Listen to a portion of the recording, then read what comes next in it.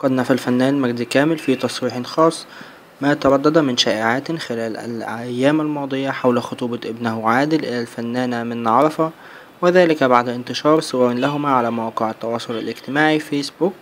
وأضاف أن كل ما تردد حول هذا الأمر مجرد شائعات، وعادل يعتبر منى أخته خاصة وأنه يعرفها منذ سنوات، وصداقتهما بدأت من الطفولة ولا يستعدان للزواج كما تردد البعض. ويذكر أن منى لم تسلم من الانتقادات بعد انتشار هذه الصور، وذلك بسبب ملابسها التي وصفها البعض بالمثيرة.